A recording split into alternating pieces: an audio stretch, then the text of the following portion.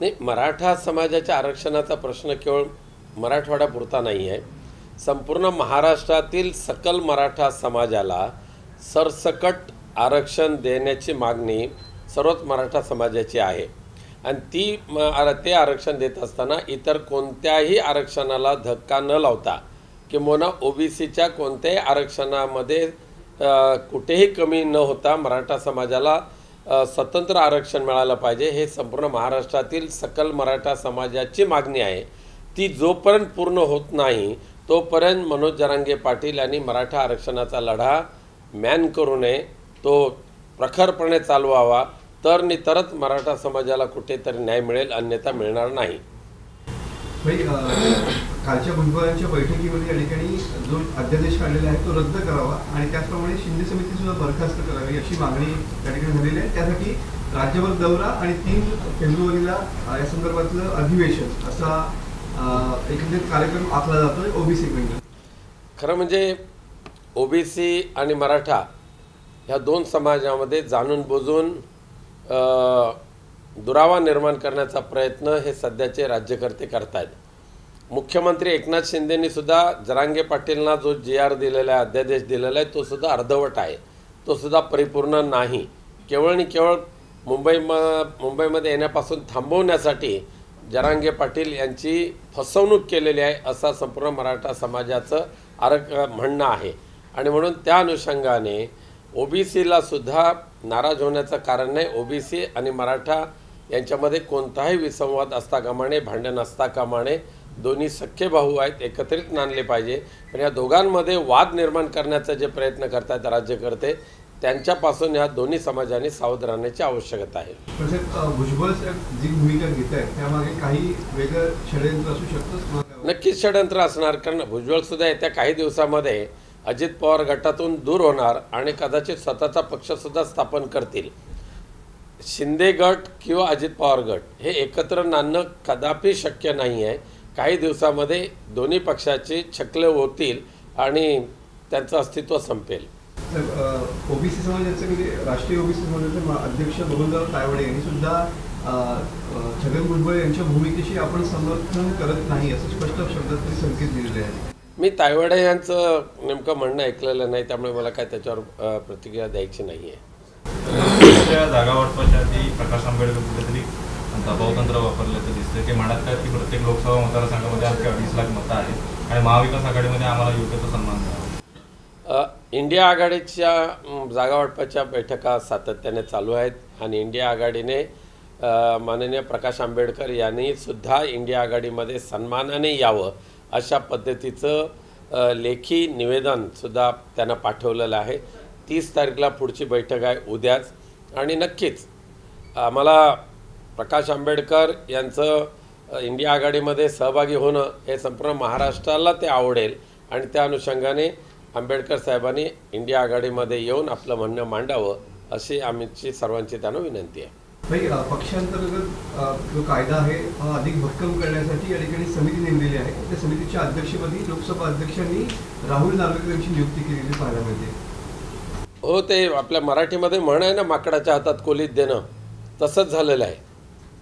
आम्हा ज्याने शिवसेना निर्माण केली त्याच ठाकरे कुटुंबियांना आता नार्वेकर सांगायला लागले की शिवसेना तुमची नाही. अरे अख्खं जग जाणतंय, इतिहासकार जाणतायत, अभ्यासकार जाणतायत आणि तिथे महाविद्वान नार्वेकर म्हणतात की शिंदे यांची शिवसेना. अशा या बेअक्कली लोकांकडे जर ह्या संविधानाचं रक्षण करण्याची जबाबदारी देत असतील तर ते ह्या परमपूज्य बाबासाहेब आंबेडकरांचं ते दुर्दैव आहे. मराठा समाजाचा जो अध्यादेश निघाला या संदर्भामध्ये आज 4 वाजता नारायण राणे वेगळी पत्रकार परिषद घेत आहेत आणि या संदर्भातली आपली भूमिका जी आहे ती स्पष्ट करताना पाहायला मिळणार. नारायण राणे हा अतृप्त असलेला आत्मा आहे. ज्याच्या घरात जायचं ते ओरबाडून खायचं आणि शेवटी ढेकर द्यायला दुसऱ्याच्या घरात जायचं. खाल्ल्या ताटामध्ये घाण करायचे असले अवलाद म्हणजे नारायण राणे. त्यामुळे आजसुद्धा मला दुसरं आणखी सांगायचं आहे की आता नारायण राणेंना रिफायनरीच्या दलालांची काळजी पडलेली आहे. पुन्हा एकदा रत्नागिरीतच रिफायनरी होणार हे काल त्यांनी सांगितलं, आज माझ्या वाचनात आणलेलं आहे. माझं आव्हान आहे नारायण राणेंना, हिम्मत असेल तर जोपर्यंत केंद्रीय मंत्री आहात ना तोपर्यंत बारसूच्या परिसरामध्ये तुम्ही येऊन दाखवा. रिफायनरी तुम्हाला कोकणच्या हितासाठी हवी की गुजराती मारवाडी दलालांच्या हितासाठी हवी ते एकदा तुम्ही त्या लोकांना सांगा. लोकांच्या समोर बोलतं व्हा. केवळ आणि केवळ पत्रकार परिषदेतून रिफायनरी मी करणारच अशा पोकळ बेडूक घोषणा करण्याचे आता दिवस संपलेले आहेत. आता काय राहिलेले दिवस आहेत ते आनंदाने उपभोगा. त्यानंतर राजकीय संन्यास नारायण राणेंनी घेतलेला बरा पडेल. काय बोलतात ते बघूया ना. उद्या दिल्लीवरून लात मारायची वेळ आली तर नेमकं ह्यांचा मराठा बाणा किती टिकतोय तो बघू. नितीश कुमारांनी भाजपशी संधान बांधलेला आहे. तोच पॅटर्न महाराष्ट्रात होईल अशी आता चर्चा चालू आहे उद्धव ठाकरेंबरोबर. हे कदापि होणार नाही. माननीय पक्षप्रमुख उद्धवजी ठाकरे यांनी एकदा जी भूमिका घेतली ही भूमिका म्हणजे त्यांची भीष्म प्रतिज्ञाच असते. नितीश कुमारांसारखी नौटंकी उद्धवजी ह्या महाराष्ट्रामध्ये कदापि करणार नाहीत. जो राजकीय दुश्मन तो दुश्मनच.